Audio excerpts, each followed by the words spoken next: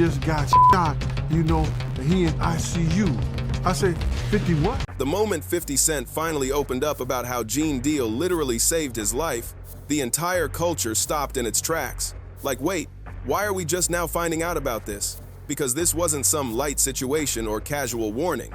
This was one of those moments that could have completely changed hip-hop's entire trajectory. A moment where one wrong move, one bad second, one incorrect turn could have meant the world losing 50 before he ever became the powerhouse we know today.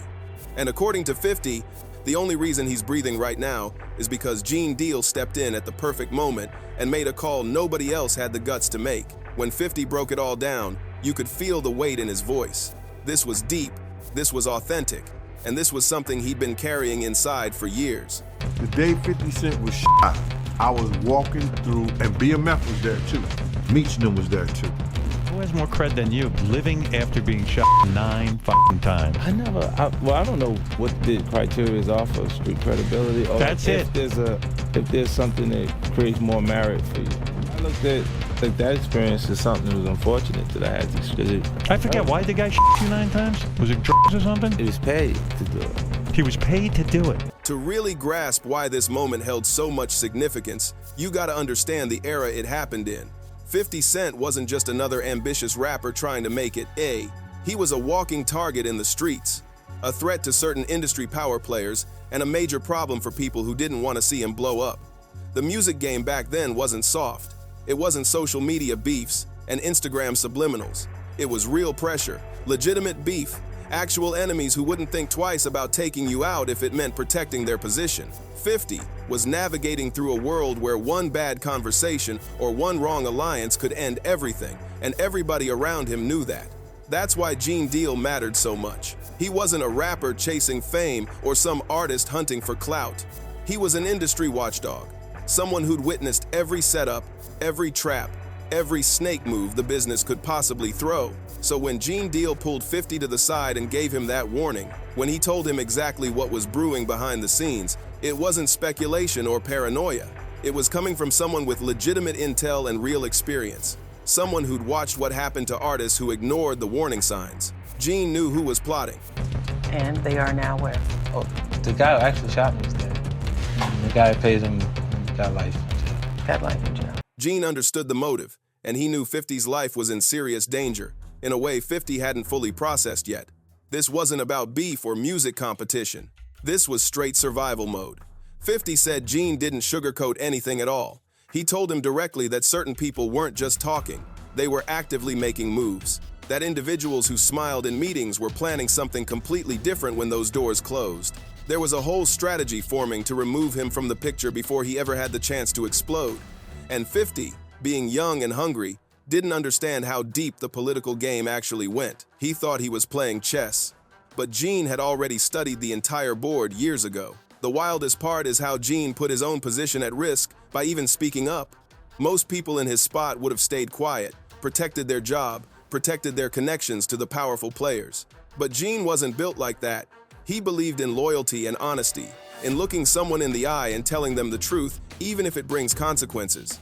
And that choice, that split-second decision, is what kept 50 Cent alive long enough to become the icon we recognize today. And when 50 finally opened up about it, the whole culture felt the shift because the details only get wilder from here. As 50 kept breaking down the moment Gene Deal stepped in, he made it crystal clear this wasn't some casual heads up. This was a complete breakdown of a setup that could have ended everything before Get Rich or Die Trying ever touched the streets. He explained that Gene wasn't operating off gossip or gut feeling. Karma. Explain to me again why this guy was hired to shoot you 9 times. Well, he was paid because someone, felt like that I would potentially do something to them if they kept going in the direction that they were going. And you are tough. He was moving off legitimate intel from people inside the industry who knew exactly what certain individuals were scheming. Gene had been around long enough to recognize how artists get lined up, how jealousy transforms into real danger, and how silent enemies operate in the shadows. He'd witnessed careers collapse, lives destroyed, and artists blindsided by people they thought had their back.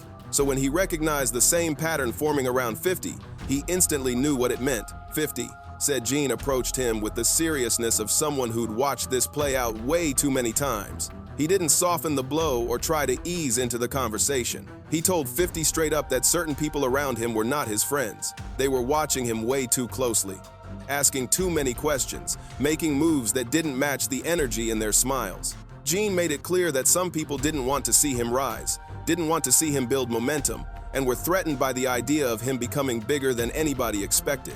In that era, 50 wasn't just buzzing. He was shaking the whole system with a mixtape run so raw it made the entire industry uncomfortable. He said he knew certain people had put it out there like they were part of it, that things could have gone down that night at the meeting.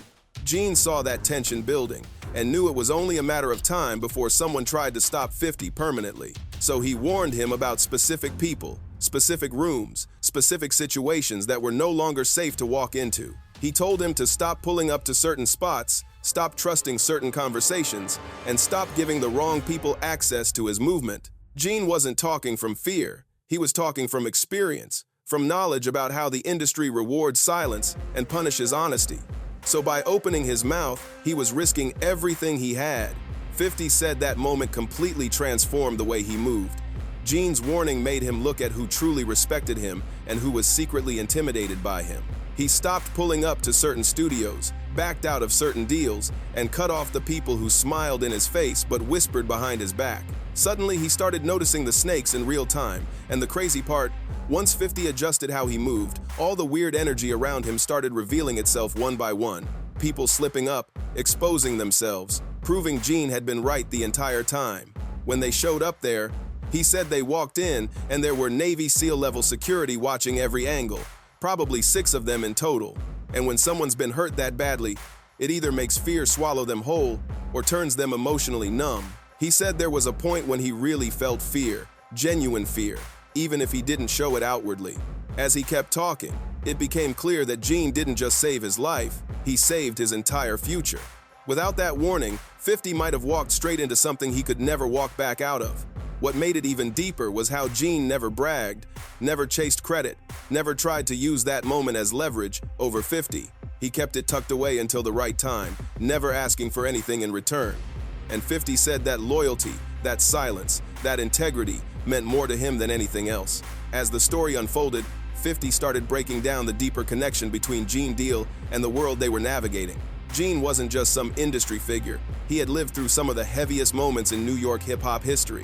He was there during the bad boy era, right in the middle of label tensions, security politics, and the unspoken rules that govern crews and insiders. He saw firsthand how dangerous the environment could get when egos, money, and power collided. So when he noticed warning signs around 50, he didn't hesitate. He knew exactly how fast a situation could go sideways. 50 described Gene as someone who could read danger from a mile away. He could tell when someone was lying just by their posture in a room, know when a meeting wasn't safe by who showed up, and sense when an artist was being set up just by the energy around them. Seeing the same red flags around 50, Gene took action even when it wasn't his job. That's what made the moment so powerful. Gene's intervention wasn't business, it was personal. What made things even crazier was how accurate Gene's warning proved to be. As 50 distanced himself from the people Gene flagged, he began uncovering conversations happening behind his back. People were plotting to derail his career, sabotage opportunities, and paint him as too risky to support. Some were even trying to set him up in the streets. Others wanted to tie him to problems he had no part in. The deeper 50 looked, the more he realized he'd been surrounded by people who didn't want him alive long enough to reach his full potential. Gene's warning didn't just protect him physically, it protected him mentally. It changed the way he trusted people, sharpened his awareness, and made him more strategic. That famous "I don't trust nobody" attitude didn't come out of nowhere. Moments like this shaped him. Gene Deal was one of the few who won 50's respect by keeping it real when most were scheming. 50 explained that Gene's honesty showed him the difference between real loyalty and fake loyalty. Real loyalty protects you when you aren't in the room. Fake loyalty pretends to have your back when cameras are on, but disappears when danger arrives. Gene didn't disappear. He stood up, and that changed everything. 50 also explained why it took him so long to reveal the story. Back then, talking about moments like this could spark the wrong reactions, expose the wrong people, or reopen situations better left alone. But now, with years behind him, he feels comfortable telling the truth. Giving Gene his flowers while he's still here mattered more than waiting. Too many in hip-hop wait until someone's gone to acknowledge their impact. 50 refused to do that. He wanted Gene to know his gratitude now, not someday. The ripple effect of Gene's decision echoed through every stage of 50 Cent's career, shaping the man and the legend he became. Without that warning, 50 might have ended up as another tragic headline, another artist cut down before he hit his prime. Because Gene stepped in, we witnessed a rap empire built from the ground up. We saw G-Unit dominate an entire era. We saw 50 transition into film, television, business, and generational wealth. And all of it traces back to a moment when one man refused to stay silent. 50 said he'll never forget the tone Gene used when he told him the truth.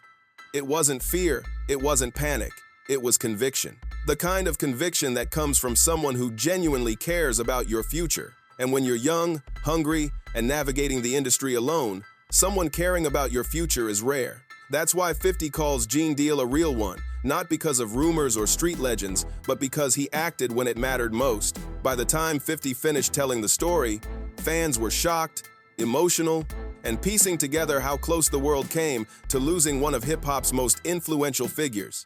And the wildest part, Gene Deal never once tried to use this moment for clout. He kept it quiet. He protected the story the same way he protected 50. That's the definition of loyalty. 50 Cent revealing how Gene Deal saved his life wasn't just storytelling. It was a reminder that behind every legend, there's someone whose actions shaped the path. In 50's case, Gene Deal was that someone, a man whose honesty, instinct, and courage prevented a tragedy and allowed one of the greatest runs in hip-hop history to ever happen. Every empire, every move, every success 50 had can be traced back to that intervention. It wasn't luck, it wasn't coincidence. It was a single decision made at the right moment by a person who understood the stakes. And that's why when we talk about loyalty, vision, and survival in hip-hop, Gene Deal's name belongs at the top. The story isn't just about 50. It's about the people who stand in the shadows, whose choices ripple through history without the world ever knowing.